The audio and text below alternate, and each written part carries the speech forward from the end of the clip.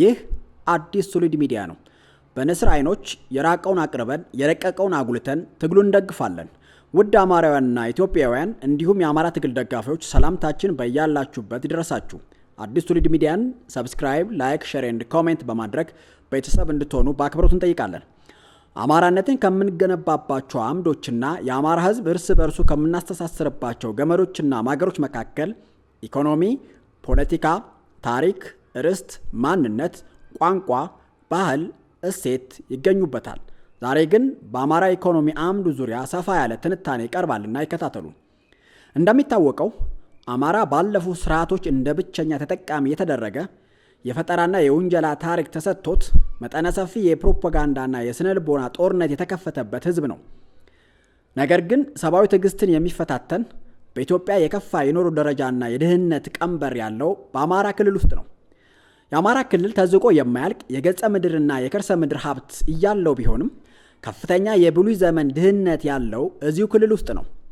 ከ270 በላይ ምንጮችና ከ50 በላይ ለሚሆኑ ወንዞች መፍለቂያ የሆነው የምስራቅ አፍሪካ ታላቁ የውሃ ማማ ወይም የጎጃም ጣራ በመባል የሚታወቀው ጮቄት ተራራ መገኛው እዚሁ አማራ ክልል ነው። በ1970 ዓመተ ምህረት በዓለም ቅርስነት በዩኔስኮ የተመዘገበው የተራሮች ሁሉ ራስ ደጀን ተራራ ወይም ራስ ደሸን ወይም ራስ ዳሸን ተራራ መገኛው አማራ ክልል ነው። ነገር ግን እንደ ዳሸንና ጮቄ ተራራ የገዘፈ ድህነት ያለው በዚህ ክልል ውስጥ ነው። ገነትን ያጠጡ ከነበሩ አራቱ አፍላጋት አንዱ የሆነውና በመጽሐፍ ቅዱስ ውስጥ ተደጋግሞ የተጠቀሰው ጊዮን ወይም አባይ ወንዝ መነሻው አማራ ክልል ውስጥ ነው። ነገር ግን የዘፍጥረትን ሁለተኛው ወንዝ በገመድ የተንጠለጠለ የሚሻገር ህዝብ የሚኖረው በዚህ ክልል ውስጥ ነው። አማራ ክልል በሲሚንቶ ጥሬ ዕቃ፣ በወርቅና ብረት ማዕድን በዓለም አቀፍ ደረጃ ተመራጭ የሆነ የማር ምርት፣ ሙጫ፣ ዕጣን፣ ግራናይት፣ ኦፓል፣ ወርቅ፣ ብረት፣ ኒኬል፣ ሊቲየም፣ ኤምራልድ፣ ሴራሚክ፣ ላይምስቶን፣ ሳድስቶን፣ እብነ በረድ፣ ጥቁር ድንጋይ፣ ኖራ ድንጋይ፣ ካልሳይት፣ ቢንቶናይት፣ ሲልኪሳይድ በአጠቃላይ በከበሩ በብረት ነክ በግንባታ በኃይል አቅርቦትና በኢንዱስትሪ ማዕድናት የሚካተቱ ከ35 በላይ የማዕድን አይነቶች የሚገኙበት ምድር ቢሆንም በአብዛኛው የአማራ ህዝብ ግን በሴፍቲኔት በየወሩ በጣሳ ስንዴ እየተረዳ የሚኖር ነው። ይህ ክልል አፈሩ ለሁሉም የሰብልና የእጽዋት አይነት የሚስማማና በእርዳታ የተሰጠን የተቀቀለ የካናዳ ስንዴ እንኳ ብትዘራበት የሚያበቅል ነው ይላሉ። ይህ አፈር አያበቅለውም የሚባል የእጽዋትና የሰብል ዝርያ የለም ይባላል። አማራ በምድራችን ካሉ የሰው ዘሮች በስራ ወዳድነቱ የሚስተካከለው የለም። ይህ ስራ ወዳድ ህዝብ እንደ አንዳንድ ጎሳዎች በንግድ ብቻ ወይም በሽመና ብቻ ወይም በአርብቶ አደር ብቻ ወይም በፍራፍሬ አምራች ብቻ የሚታወቅ ብሔር አይደለም። በንግድ፣ በትራንስፖርት፣ በእርሻ፣ በምርምር፣ በግንባታ፣ በአርብቶ አደርና አርሶ አደር፣ በትምህርት፣ በከተማ መስረታና ግንባታ፣ በምግብና በመጠጥ ፈጠራ፣ በብረት አንጥረኝነትና ሽመና ብቻ ምን አለፋችሁ ይህ አይቻልም የሚባል ስራ ለአማራ የለም። ይህ ስራ ወዳድ ህዝብ መነሻውን ጊዮን አድርጎ ብዙ ብሔሮችንና አገራትን ከእርሻ እስከ አጨዳ፣ ከከተማ መስረታ እስከ ንግድ፣ ከብረትና ወርቅ ማንጠር እስከ ሽመና ያሳየ ማህበረሰብ ነው። ይህ ህዝብ ይመራመራል፣ አይገልጸውም። ላሊበላንና አክሱምን ያነጸ መሐንዲስ ነው። ይህ ህዝብ የሚጠጣውን ጠላ፣ ጠጅ፣ አረቄን፣ ወይን በግለሰብ ደረጃ እያዘጋጀ የሚጠጣ፣ ለምግቡ ማጣፈጫ ደግሞ በቤቱ የኑግና የሰሊጥ ዘይትን እየጨመቀ እጅ የሚያስቆረጥም ዶሮ ወጥና ሽሮ ወጥ የሚሰራ፣ ለሚለብሰው ደግሞ ከቆዳና ከጥጥ እየሰራ ሽክ የሚል ህዝብ ነው። ነገር ግን ይህንን ድንቅ ምድር የያዘና ይህ ስልጡን ህዝብ አሁን በድህነት አረንቋ ውስጥ እየማቀቀ ይገኛል። የአማራ ህዝብ ድህነት በስንፍና ወይም በተፈጥሮ ሀብት እጦት የመጣ አይደለም። አማራን የኢኮኖሚ ጄኖሳይድ የተፈጸመበት እንመራሃለን በሚሉ መንግስታዊ ስርዓቶች ሆን ተብሎ ነው። ትርፍ አምራቹ የአማራ ገበሬና ህዝብ ለከፋ ድህነት ከዳረጉ መንግስታዊ ስርዓቶች አንዱና ዋናው ተጠቃሽ የደርግ ወታደራዊ መንግስት ነው። ትርፍ አምራቹን የአማራ ገበሬና ህዝብ ለከፋ ድህነት ከዳረጉ መንግስታዊ ስርዓቶች አንዱና ዋናው ተጠቃሽ የደርግ ወታደራዊ መንግስት የአንበሳውን ድርሻ ይወስዳል። አጼ ዮሐንስንም ሳንረሳ በማርክሲዝምና ሌኒኒዝም ፍልስፍና ያበዱ የአዲስ አበባ ዩኒቨርሲቲ ተማሪዎች በአውሮፓና አሜሪካ ለትምህርት የተላኩ የነጭ ባሪያዎች ተጣምረው አንድ መፈክር ማቀንቀን ጀመሩ። መሬት ላራሹ። ይህ መፈክር እያንዳንዱን አማራ ርስቱን የነጠቀው መፈክርና ርዕዮተ ዓለም ነው። የጊዮን አማራ የሰው ዘር ወደ ምድር ከመጣበት ዕለት ጀምሮ ጫካውን መንጥሮ ተራራውን ደልድሎ ጭንጫውን መሬት አርሶ በላቡ በደሙ ባጥንቱ የያዘውን ርስት በማርክሲዝምና ሌኒኒዝም ፍልስፍና መሬት ላራሹ በሚል መፈክር ርስቱን ንብረቱን ቤቱን ነጥቀው ወደ ልመና እንዲወጣ አደረጉት። በመሰረታት ሀገሩ ባይተዋርና ተቅበዝባዥ ሆነ። ጥረ ግረ ብላ በሚለው አምላካዊ ቃል ተመስርቶ ጥሮ ግሮ ያፈራውን ሀብት ከባብ ከጊንጥ ከዱር አራዊት ጋር ተፋልሞ ጫካውን መንጥሮ ያዘጋጀው ታራሽ መሬት በቀጠራቸው ሰራተኞች እንዲወረስ መንግስታዊ አዋጅ ወጣበት። ይህ አዋጅ ከጤነኛ አእምሮ የማይፈልቅ በሕግ ስም የሰዎችን ሀብትና ርስት የመዝረፍና የመንጠቅ መንግስታዊ ውንብድና ነበር። ይህ ልክ እንዳልሆነ እንዲገባን ጥረ ግረህ ቆጥበህ ጥሬ ቆርጥመህ የገዛውን ወይም የገነባኸውን ሆቴል ለቀጠርካቸው ሰራተኞች ስጥ ሲባል ምን ይሰማሃል? ትክክል አይደለም አይደል? አማራ ላይም በመሬት ላራሹና በትርፍ ቤትና ንብረት አዋጅ የተደረገበት ይህንን ነው። በዘመኑ ማለትም በ1960ዎቹ ከሀገሪቱ ቆዳ ስፋት ከ65 በመቶ በላይ ጫካና ያልታረሰ መሬት ነበር።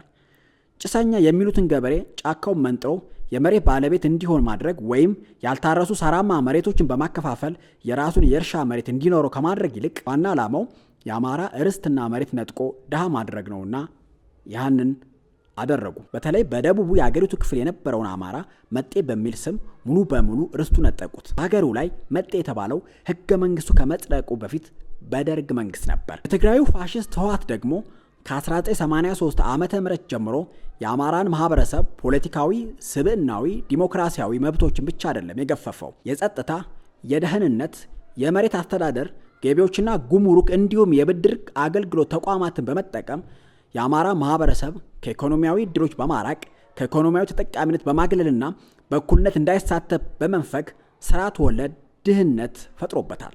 ህወሓት የአማራን ንብረት እየዘረፈ መቀሌ ላይ የምዕራቡን ዓለም የሚያስንቁ ህንፃዎች ገንብቷል። ወደ አማራ ክልል ስንመጣ ጎንደር፣ ባህር ዳር፣ ደብረ ታቦር፣ ደብረ ማርቆስ፣ ደሴ፣ ወልዲያ፣ ደብረ ብርሃንና ሌሎች ከተሞች ግን ከበግ ጉሮኖ ያልተሻሉ ቤቶች የተከማቹባቸው ከተሞች ናቸው። በአንድ ወቅት አንድ የአገር ውስጥ መጽሔት ዘረ ያዕቆብ ተመልሰው ቢመጡ ቤታቸው አይጠፋባቸው ማለቱ አነጋጋሪ ሆኖ ነበር። ይህን ማለቱ ንጉሠ ነገሥቱ እንዳስቀመጧት አሁንም እንደዛው ያለች መሆኗን ለማሳየት ነው። አገላለጡ ሁሉንም የአማራ ክልል ከተሞች ያሉበትን ነባራዊ ሁኔታ የሚያሳይ ነው። እንደሚታወቀው ጦርነት ላይ ነን፣ የህልውና ትግል ላይ ነን። በዚህ ወቅት ስለ አማራ ኢኮኖሚ ማውራት ቅንጦት ሊመስል ይችላል። ነገር ግን ማውራት ደግሞ ግድ የሚለን ሰዓት ላይ እንገኛለን። ትግሉም ቢሆን ያለ ጠንካራ ኢኮኖሚ አይሳካምና። ሌላኛው ስለ አማራ ኢኮኖሚ ማውራት ያስፈለገው ደግሞ ይህንን የህልውና ጦርነት በመጠቀምና በክልሉ ሁለት መንግስት በመኖሩ ጠያቂም ተጠያቂም ባለመኖሩ ምክንያት አማራን በኢኮኖሚ ለማድቀቅ የተደራጁ ዘራፊ ቡድኖች ኬላ ጥለው የትራንስፖርት እንቅስቃሴ እንዳይኖርና የአማራ ህዝብ ተዘዋውሮ እንዳይሰራና እንዳይነግድ በማድረግ ላይ የሚገኘው ጎረምሶ የአብይ መከላከያ ኬላ ጥለው በየኪሎ ሜትሩ የሚቀፍሉ ፋኖን ባይ ዘራፊዎች ከፋኖም ከብልጽግናም ከመከላከያም ተውጣጥተው በገታና በዘረፋ ላይ የተሰማሩ ቡድኖች በራሳቸው የተደራጁ የዘረፋ ጎረምሶች እንዳሸን በመፍላታቸው ይህ አካሄድ ወደ ተደራጀ ስርዓት አልበኝነት ሳያድግ ሰርቶ መብላት፣ ወጥቶ መግባት፣ ነግዶ ማትረፍ፣ ተንቀሳቅሶ መስራት ቅንጦ ሳይሆንና ኢኮኖሚ ተንኮታክቶ ወርቆ ህዝቡን በፋኖ ላይ ከማመጹ በፊትና ድህነት ወለድ በሽታዎች ሳይንሰራፉ በፊት በግልጽ የአማራ ህዝብ በኢኮኖሚ ለማድቀቅ የተደራጁትን ቡድኖችና በኢኮኖሚ አድቆ ለማንበርከክ እየሰራ ያለው መንግስትና ዘራፊ ቡድን በጊዜ ሃይ መባል አለበት። ኢኮኖሚው ባያድግ እንኳ ባለበት እንዲቀጥል ማድረግ ይጠበቅብናል። እንደሚታወቀው በአማራ ህዝብ ላይ ኢኮኖሚያዊ፣ ማህበራዊ፣ ፖለቲካዊ ጦርነት ተከፍቶበታል። በቀጥታ የተከፈተበትን የመሳሪያ ጦርነት በአግባቡ እየመከተ እየታጠቀ እየሰለጠነ እየማረከ እያሸነፈ ይገኛል። ነገር ግን በኢኮኖሚ ግንባር በኩል የተከፈተበትን ጦርነት በአግባቡ ከመመከት ባለፈ በህልውና ትግል ውስጥ ሆነን እንኳ በቀላሉ ለሚታረሙ ችግሮች በችልታ በማለፍና ትግሉ በሚከተለው የትግል ስትራቴጂ ችግር ምክንያት በኢኮኖሚው ላይ የራሱን አሉታዊ ሚና የተጫወተ ይገኛል። አማራ በጦርነት ውስጥ እንኳ ሆኖ በአንድ እጁ እርፉንና ንግዱን በአንድ እጁ ደግሞ ክላሹን ይዞ እያረሰ እየነገደ እየታገለ የሚቀጥልበትን ዘዴ ማስቀመጥ ከአታጋዩና ከምሁራን ይጠበቃል። ወደ አማራ ክልል የግንባታ ማቴሪያል በበቂ ሁኔታ ባለመግባቱ በብዙ ከተሞች የግንባታ ባለሙያዎች ለስራ አጥነትና ለከፋ ድህነት ተጋልጠዋል። የትራንስፖርት እንቅስቃሴን ባለመኖሩ ነጋዴው የንግድ ዕቃዎችን ማምጣትና መሸጥ አልቻለም። አርሶ አደሩም ያመረተው ምርት በጥሩ ዋጋ መሸጥና ለገበያ ማድረስ አልቻለም። በዚህ ስልጡን ጊዜ ከላይ ያሉ ችግሮች በቀላሉ የሚፈቱ ነበሩ። ታዲያ ምን ያደርጋል? የፋኖ አመራሮች አንድ መሆን ተስኗቸው ይነታረካሉ እንጂ። እነዚህ ችግሮች ለመፍታት የጋራ ግብረ ኃይል ማቋቋምና በአጭር ጊዜ ውስጥ መፍታት ይቻል ነበር። አንድ ቢሆኑ ኑሮ በአጭር ጊዜ ውስጥ ክልሉን ከአብይ ስርዓት ገላግለውት ከትግራይ፣ ከሱዳን፣ ከኤርትራ ጋር የተሳለጠ የንግድ ግንኙነት እያደረጉ ጦርነቱን በሻሻ ላይ ይሆን ነበር። አንድ ሁነን ይህንን በላይ አሰብ ስርዓት በፍጥነት ከክልሉ ማጽዳት፣ ትግሉን በአለት ላይ ማቆም፣ ህዝቡን አንድ አድርገው ለማታገል በኢኮኖሚም ለማስተሳሰር ይጠቅማልና አንድ ሆኖ መታገል የትግሉ ህልውና ነው። አንድ ሆኖ አለመታገል ደግሞ የትግሉ ህልውናን ይፈታተናልና ይታሰብበት። ለማንኛውም የሚከተሉትን ብናደርግ የክልሉን ህዝብ ኢኮኖሚያዊ እንቅስቃሴ ሊያሻሽል ይችላል።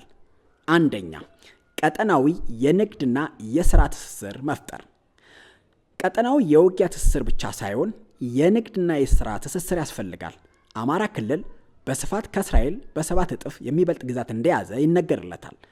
በህዝብ ብዛትም እስከ 6 እጥፍ የሚሆን ህዝብ አማራ ክልል በሚባለው ግዛት ይኖራል።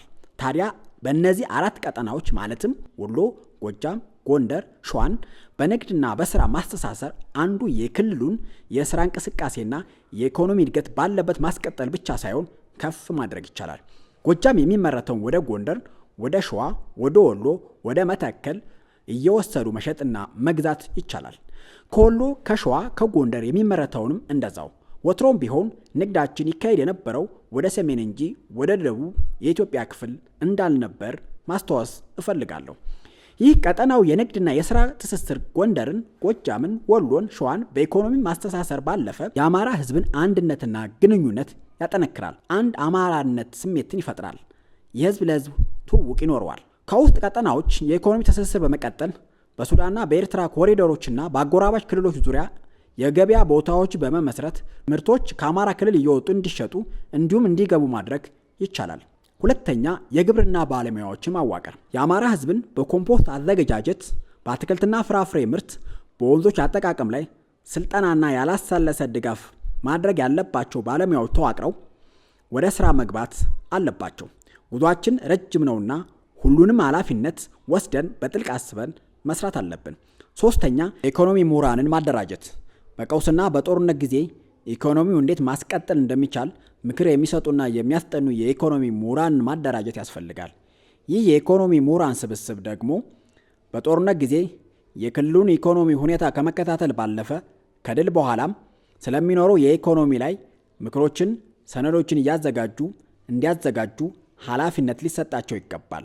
ጠላቶቻችን 4 ኪሎ እንደገቡ ኢኮኖሚን ለመቆጣጠር የተሯሯጡት አስቀድመው በደንብ ስለተዘጋጁበት ነው።